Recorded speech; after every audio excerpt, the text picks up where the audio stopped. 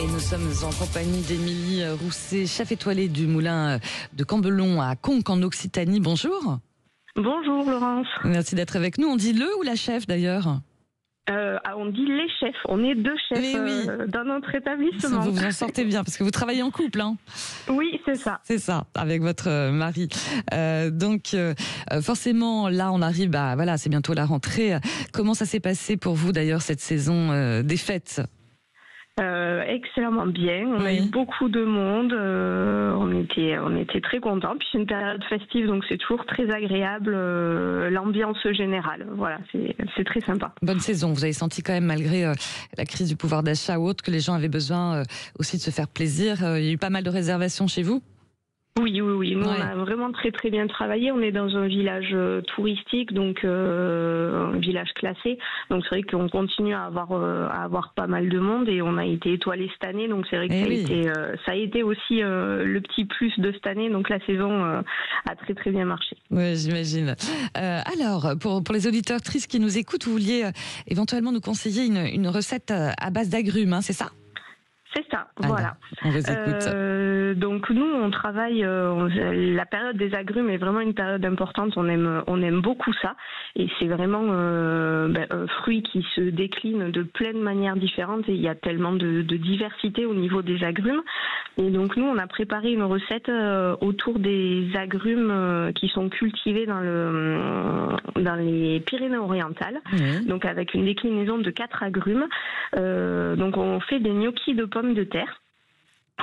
Voilà, qu'on fait poêler, et avec ça on vient agrémenter l'assiette de différents agrumes. Donc le premier, c'est le citron caviar, originaire de Chine, avec des petites graines. Donc là on l'utilise à cru et on vient gratter un petit peu, en parsemer un petit peu partout. Ensuite, on fait un petit beurre monté dans lequel on vient rajouter du kabosu. Alors le kabosu, c'est un agrume japonais au goût iodé. Donc on utilise le jus et les agrumes. Donc ça vient vraiment napper l'ensemble des gnocchis. Et après, on vient râper par-dessus des zestes de kumbava, qui est un agrume qui vient d'Inde, un agrume vert très aromatique qu'on arrive à retrouver assez facilement. Et après ça, on vient rajouter une pâte de citron. Donc là, c'est un citron qu'on fait blanchir.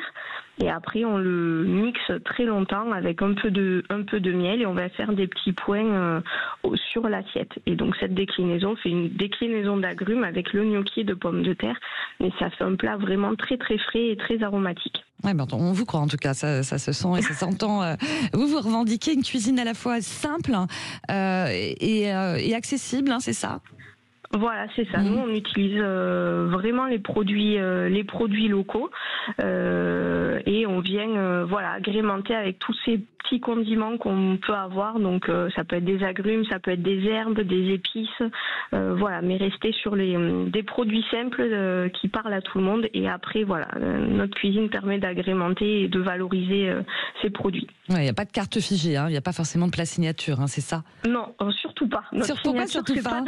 Pourquoi? C'est parce que on a un métier qui est tellement beau, on a tellement de produits, de choses qu'on peut associer, qu'on veut pas se bloquer sur une recette qui nous suit pendant des années, ce qui est très bien.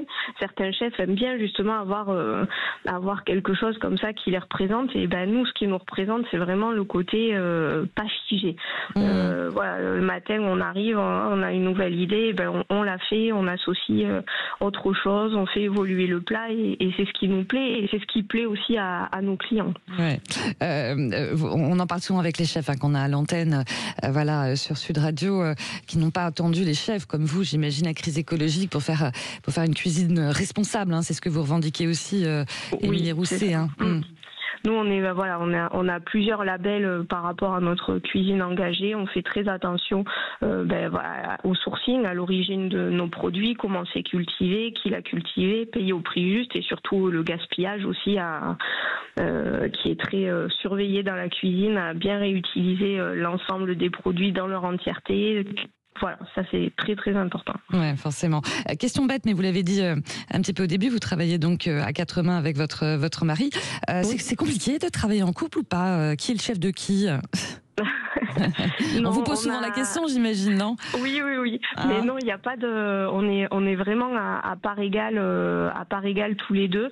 On se laisse notre liberté. Des fois, Thomas a des envies où j'adhère pas de suite ou inversement.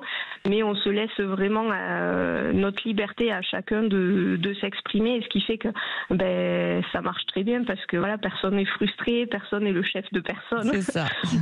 Voilà, non. Et puis on crée ensemble aussi, donc c'est important, on discute et maintenant on se rend compte aussi tous les deux qu'on a apporté chacun notre cuisine. C'est vraiment une cuisine à quatre mains parce qu'il y a des choses très Thomas et des choses qui sont très très moi. Donc voilà, on a fait une belle association. C'est beau ça, couple de chefs.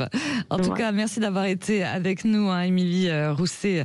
Je rappelle que vous êtes chef étoilé du moulin de Cambelon à Conques en Occitanie. Ça va être le repos de la guerrière bientôt, là, non, après la saison des fêtes?